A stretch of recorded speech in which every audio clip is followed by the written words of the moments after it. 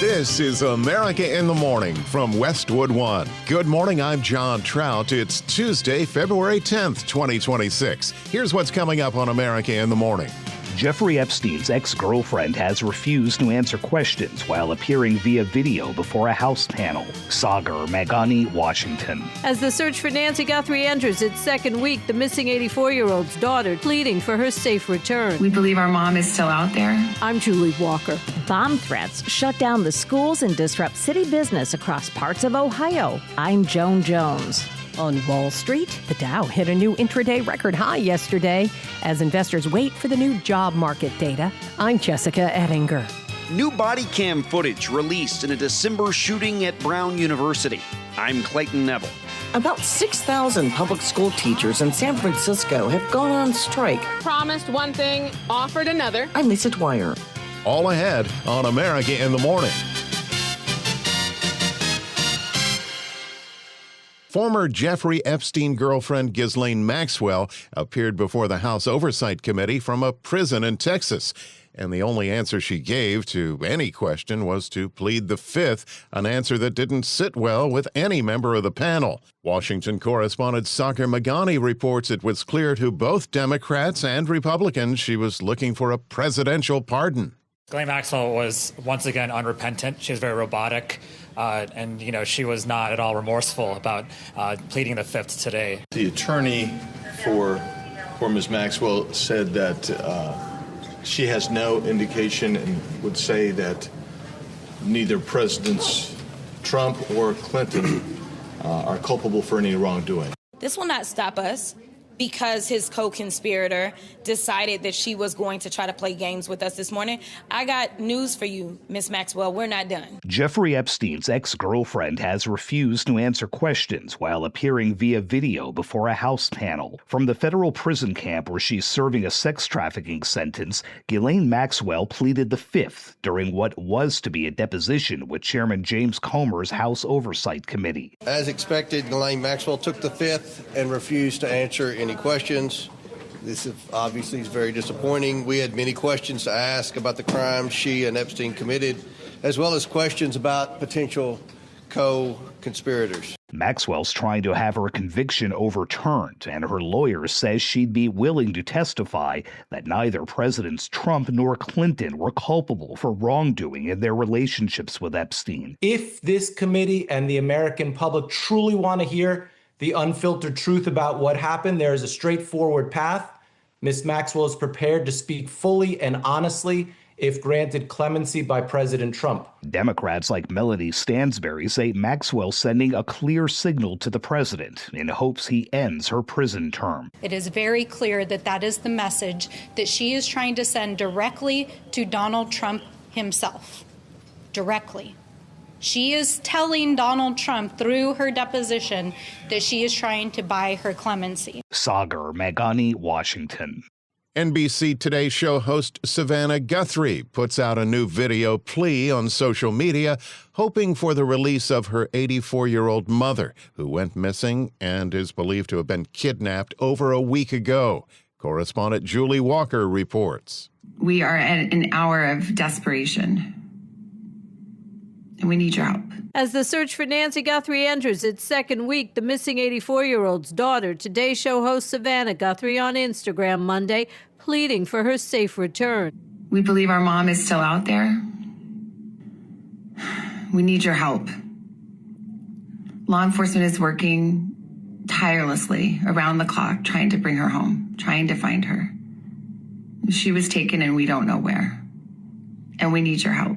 Thanking well-wishers for their prayers. We have felt, my sister and brother and I, and that our mom has felt.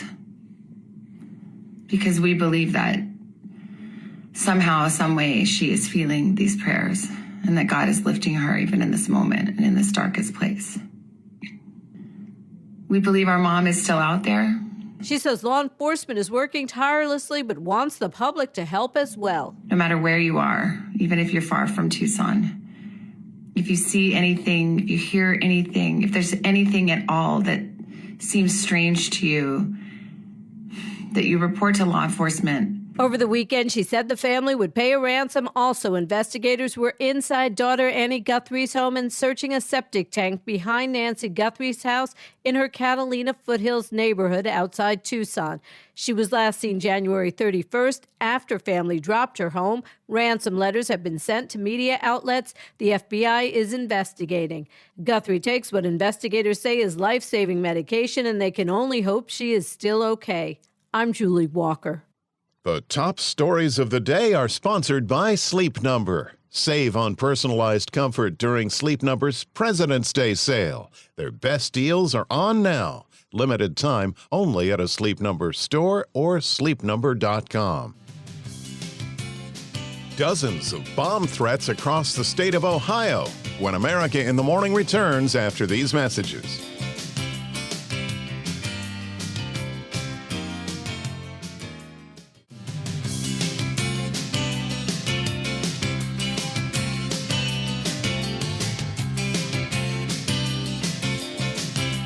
This is America in the Morning. Here's AccuWeather.com meteorologist Matt Rindy with the forecast. A storm that impacted the northern plain states and then continued into the Great Lakes yesterday will now shift into the northeast.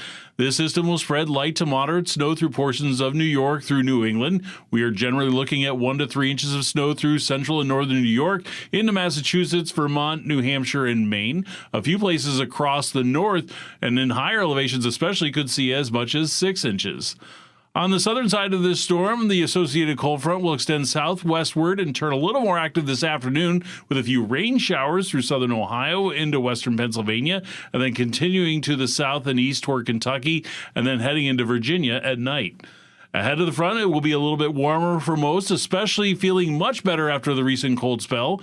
Highs will be in the 20s and 30s in the north and warm to the 50s and 60s from Kentucky to Virginia.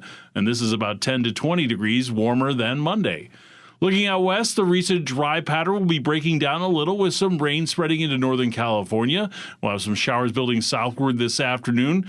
And a little bit colder over the Sierra Nevada, allowing for some snow, and that will continue into northern Nevada with rain and snow showers farther to the east into Utah. Rain and snow will continue to cover these same areas at night, but also expand into Idaho, Wyoming, and southwest Montana.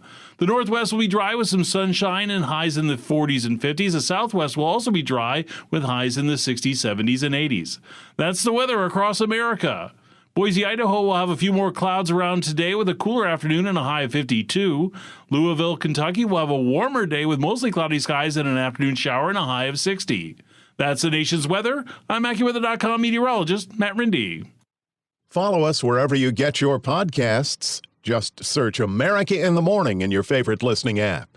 A judge has blocked California from enforcing a new law sharply limiting when federal agents can wear masks while engaged in deportation operations.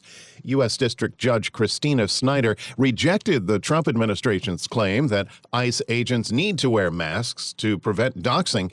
However, the judge also said California's No Secret Police Act appears to violate the Constitution's Supremacy Clause, saying it discriminates against the federal government because the law's provisions do not apply to state law enforcement officers.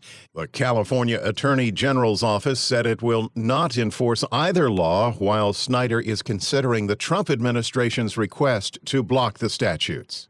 To the Midwest, where dozens of bomb threats have hit central Ohio schools. The Ohio State House and State Chamber of Commerce Monday. Joan Jones reports that while none of these email threats have been deemed credible, it sent schools and offices into lockdowns.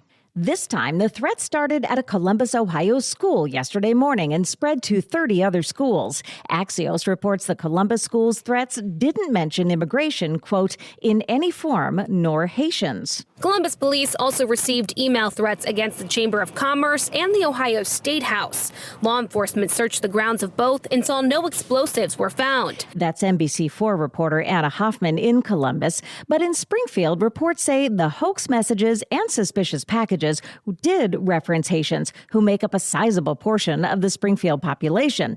The threats in Springfield came a week after a federal judge temporarily blocked the Trump administration from ending temporary protected status for Haitian immigrants, which the Trump administration is appealing. Here's DHS Assistant Secretary Tricia McLaughlin.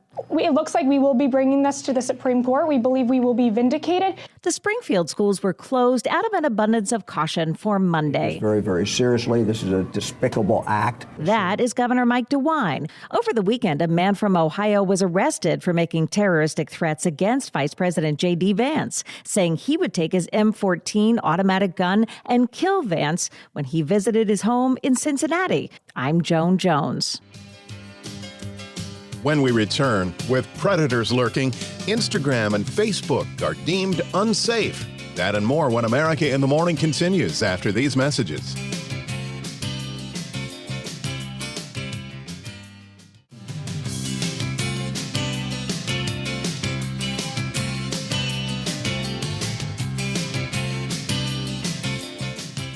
Here's a check of Tuesday business with CNBC's Jessica Ettinger. Wall Street opens this morning after a winning day for the major averages yesterday. The AI trade made a little comeback. Nvidia, Microsoft, and Meta were all higher. Investors are mostly on hold for tomorrow's big January jobs report. The rally's broadening out. Since earnings season began, it's not tech, obviously. It's energy.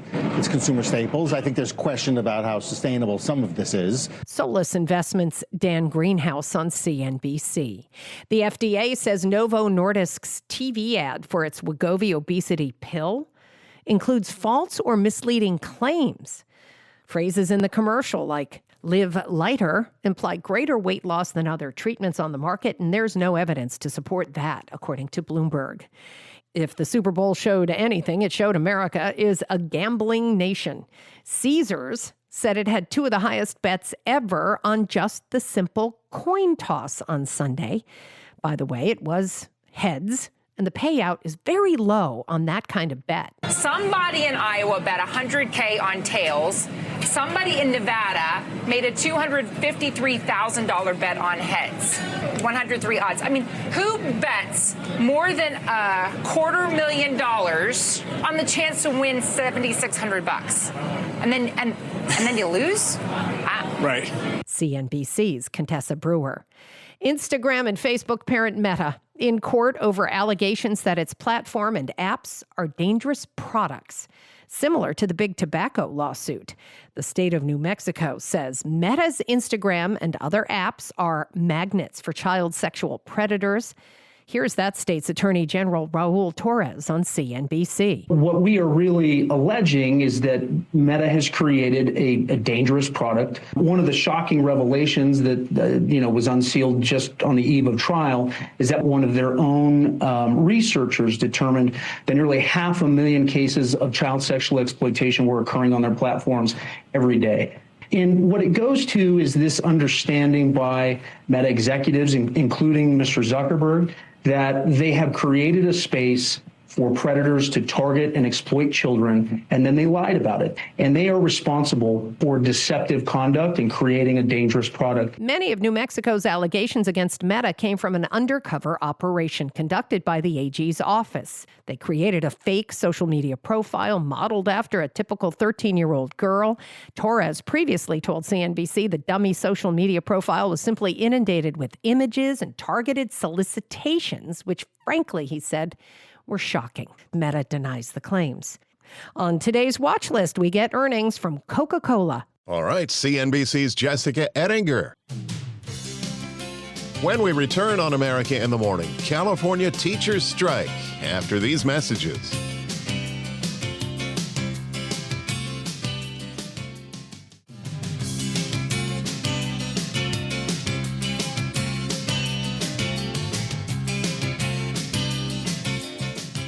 Welcome back. This is America in the Morning. The Providence, Rhode Island Police Department has released new body cam footage from a December 13th shooting at Brown University. Correspondent Clayton Neville reports. Providence Mayor Brett Smiley stressed transparency when speaking to reporters and said that a lengthy and involved process led to the release of the body cam footage to the public. We've tried to find that balance to both be transparent but be sensitive to the effect that video, audio, and written documents will have on a wound that is still very fresh in this community. The shooting left 9 people injured and 3 people dead, including the shooter. Among the material released, audio of a Brown University police officer calling dispatch. All heard about 5 shots and multiple individuals running. The city released close to 20 minutes of body cam footage from the lead officer in the initial response. The video was redacted and partially obscured. It showed officers unsure of where the shooter was when they got there and scrambling to evacuate students safely. I'm Clayton Neville. Kids in the city by the bay won't be in their classrooms today. Lisa Dwyer reports that teachers are trading their lesson plans for picket signs in San Francisco. About 6,000 public school teachers in San Francisco have gone on strike for the first time in nearly 50 years. We are still being promised one thing and offered another. United Educators of San Francisco President Cassandra Curiel. And our demands for fully funded family health care 100% remain the same, not 75%. They are demanding higher wages, better health benefits, and more resources for special needs students. San Francisco has closed all 120 of its schools, offering independent study to some of the district's 50,000 students. The district is facing a $100 million deficit and has countered the union's request for 9% raises over 2 years, with a 6% increase over 3 years. Sound courtesy KGO. I'm Lisa Dwyer. America in the Morning for Tuesday, February 10th, 2026 is produced by Jeff McKay. I'm John Trout. This is Westwood One.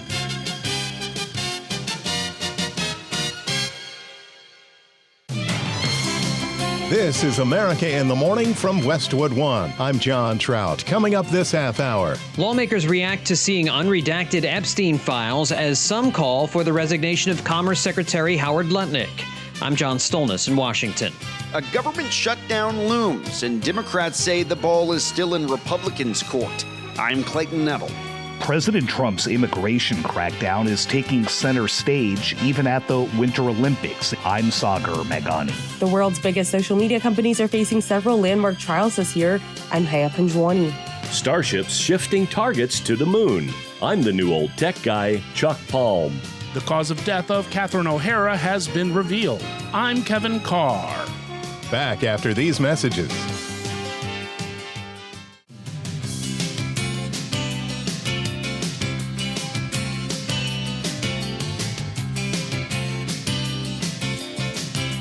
The Tuesday forecast is in on America in the Morning. Here's AccuWeather.com meteorologist Matt Rindy. Starting out west, the recent dry pattern will be changing a little bit as a storm moves inland. This will cause some rain to develop over Northern California, with showers building southward this afternoon. It will be cold enough for snow over the Sierra Nevada into northern Nevada, with rain and snow showers farther to the east into Utah.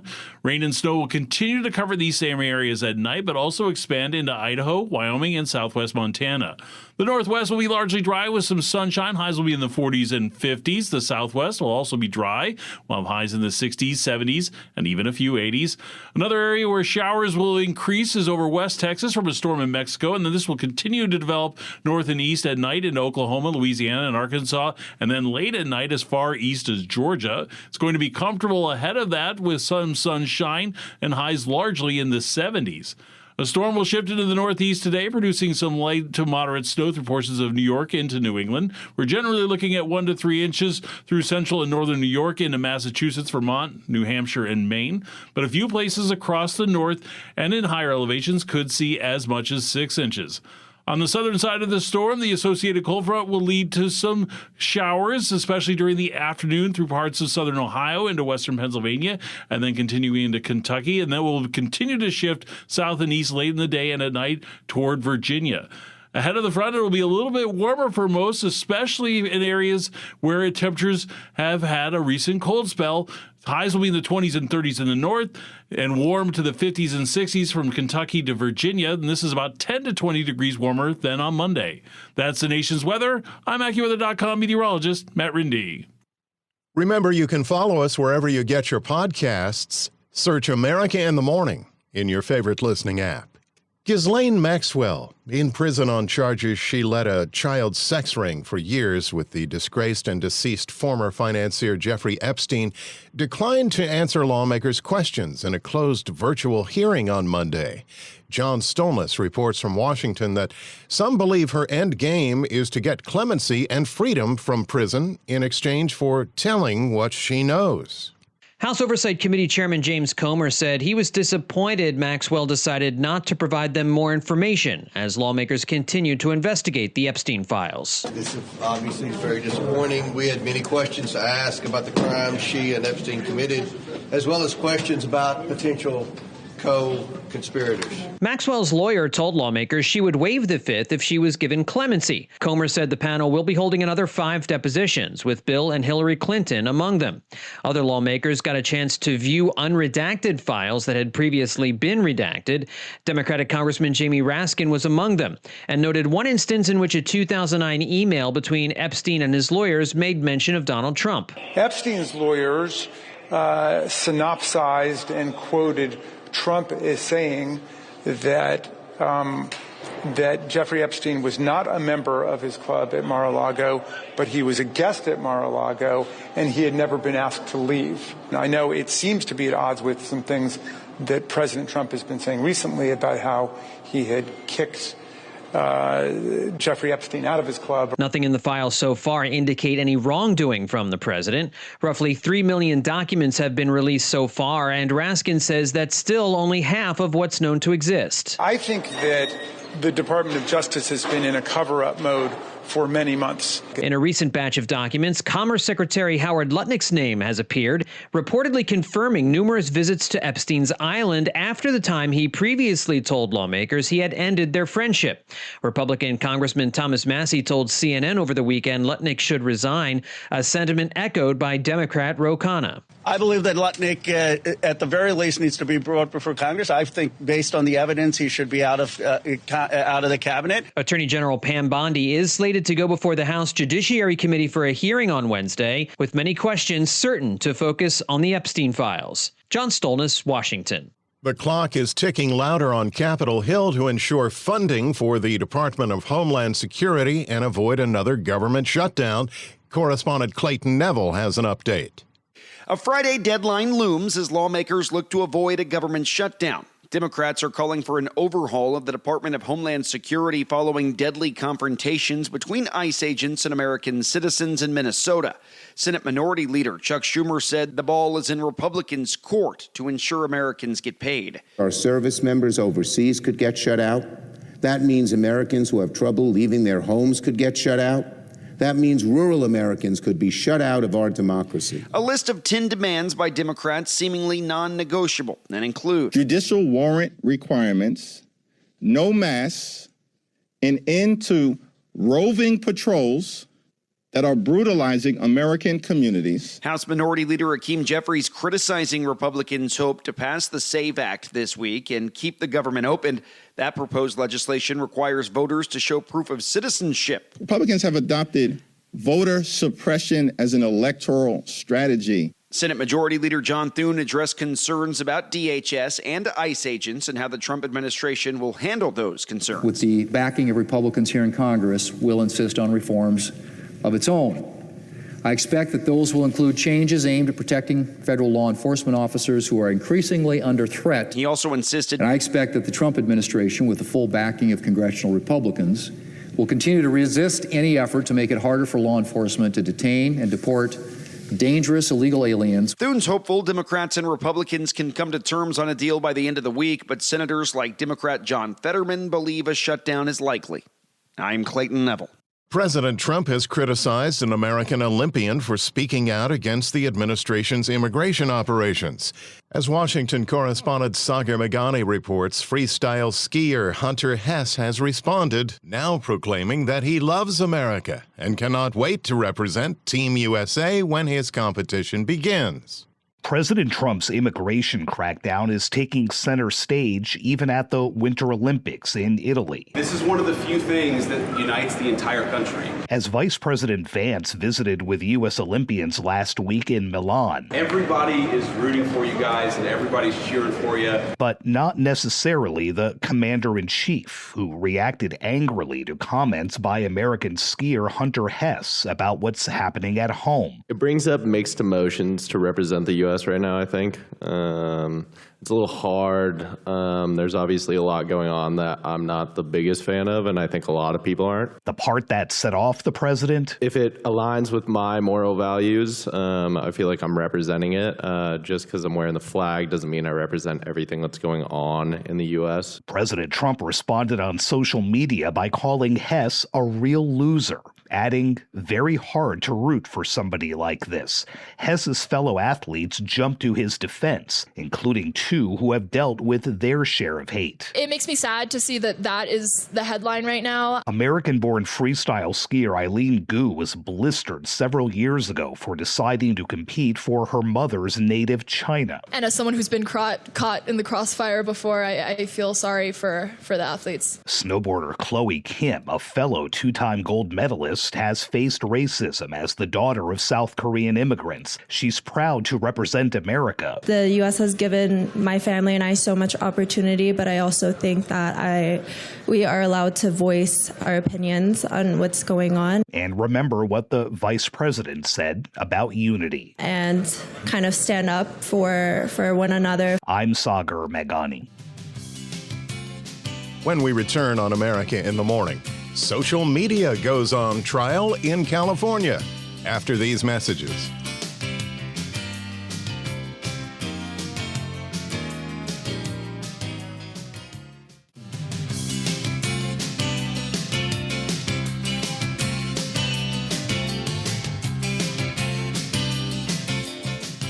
President Trump threatened Monday evening to prevent the new Gordie Howe International Bridge between Detroit and Windsor, Ontario, from opening until Canada treats the United States with what he described as, quote, fairness and respect, end quote. The president took to Truth Social to demand that the U.S. be compensated by Canada for all we've given to them and wants to start negotiations immediately. The bridge, which was expected to open early this year, would be a key component for people who commute to work, but also for trucks moving cars and auto parts between Michigan and Canada. Its construction was paid for by Canada, and in a public-private arrangement, Canada and Michigan would jointly operate the crossing.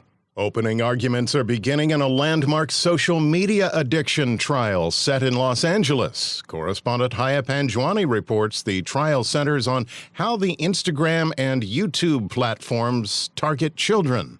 The world's biggest social media companies are facing several landmark trials this year that seek to hold them responsible for harms to children who use their platforms. Opening arguments for the first one in Los Angeles County Superior Court begin this week.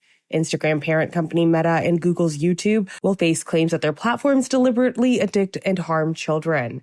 TikTok and Snap, which were originally named in the lawsuit, settled for an undisclosed amount. This case is the first time the companies will argue their cases before a jury, and the outcome could have profound effects on their businesses and how they handle children using their platforms moving forward. I'm Haya Panjwani. It's been 2 weeks since a powerful winter storm slammed into Mississippi, a state that rarely sees snow and ice, and took the lives of 29 people. The heavy weight of the snow and ice snapped trees and took down power lines. And now, 2 weeks later, thousands of Mississippi residents still remain in the dark, waiting for power and water to be restored. Lisa Dwyer has an update. Nearly 2 weeks after an ice storm knocked out power to her home, 79-year-old Barbara Bishop and her 85-year-old husband George still find themselves trying to flip on the lights or looking into what is now an empty refrigerator in their Mississippi home, where they keep warm with a gas heater. It's just been one of those times you just have to grit your teeth and bear it. Across the street, Russ Jones and his wife wound up staying with other neighbors who do have electricity. We're day number 13 with no power, no water, no internet. On the bright side, volunteers from 8 Days of Hope helped cleared tree debris from their yard. To know the burden of just one more thing I can cross off my list is very meaningful. I'm Lisa Dwyer. For SpaceX, first it's the moon before they plan on heading to Mars, and who or what will be handling construction once they get there. Chuck Palm has the story as the new old tech guy. Over the weekend, SpaceX announced that they're prioritizing a self-growing city on the moon. This is over Elon Musk's long-stated goal of colonizing Mars first.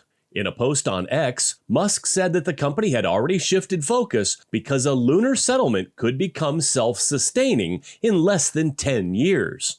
A similar city on Mars might take up to 20 years or more. This all boils down to basic orbital mechanics because launches to the moon can happen roughly every 10 days with just a 2-day trip. The Mars windows only open every 26 months with a 6-month journey each way. Slower turnaround cycle means far fewer chances to test, fail, learn, and iterate quickly. In Musk's own words, the overriding priority is securing the future of civilization, and the moon is faster. SpaceX still plans to start building towards a Mars city in 5 to 7 years, but the moon comes first as the quicker path to getting humanity multiplanetary. This happens to align with SpaceX's role in NASA's Artemis program, where Starship is contracted to land astronauts on the moon. An uncrewed lunar mission is targeted as soon as March 2027. For perspective, Musk has a track record of ambitious timelines that often stretch out, but this pivot reflects real engineering realities. Follow the new old tech guy on X, @ChuckPalm. With Tuesday Sports, here's America in the Morning's Robert Workman. College basketball Monday night, number 1 Arizona took its first loss of the season, 82-78 at number 9 Kansas. That ends the Wildcats' 23-game winning streak. Flory Badunga and Melvin Council Jr. each had 23 for the Jayhawks, who didn't take their first lead until midway through the second half, but never gave it up. Arizona has been number 1 for 9 weeks and a unanimous pick the last 4. 23rd ranked Miami of Ohio is the last remaining unbeaten team in the nation at 24-0. Also last night, number 24 Louisville lambasted NC State 118-77. Mikael Brown Jr. hit 10 3-pointers, scoring an ACC freshman record 45 points. That also ties the Louisville scoring record set by Wes Unseld back in 1967. NBA, the Thunder back on track with a 119-110 win over the Lakers. Jalen Williams with a game-high 23 in his return after missing 10 games with a hamstring. OKC, the first team to 40 wins this season. The Pistons are just 1 behind them after beating the Hornets, 33 for Cade Cunningham.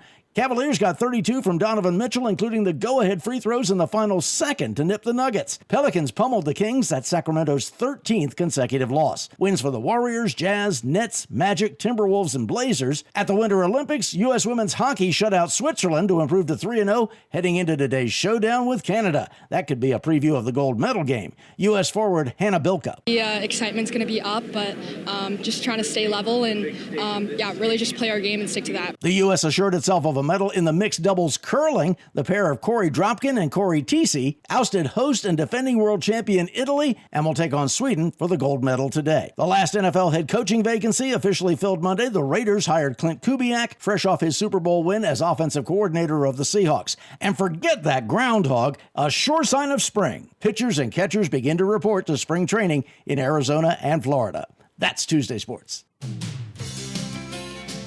The Epstein Files. Reverberations around the world. The bigger they are, the harder they fall. After these messages.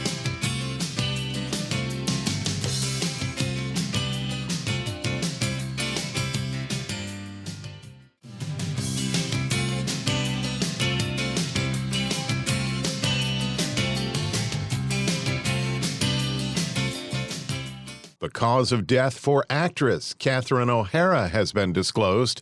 Here's Kevin Carr with details.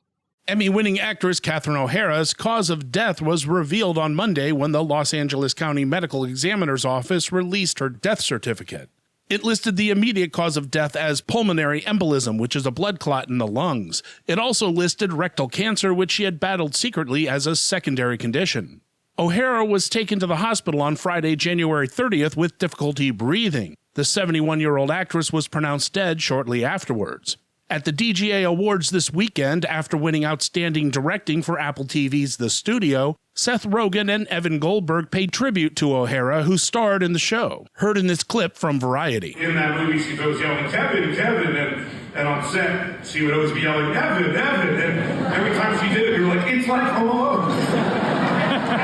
The best part of her is she showed that you can be an utter genius and also the nicest person in the entire world. Yeah. Starting her career in Canada with Second City, O'Hara broke into film in the 80s and 90s, playing iconic roles like Delia Dietz in Beetlejuice, as well as its sequel from 2024, and Macaulay Culkin's mother in the Home Alone movies. She also starred in multiple mockumentaries by Christopher Guest, like Waiting for Guffman, A Mighty Wind, and Best in Show. One of her most notable roles was Moira in Schitt's Creek, which earned her an Emmy and a Golden Globe. I'm Kevin Carr.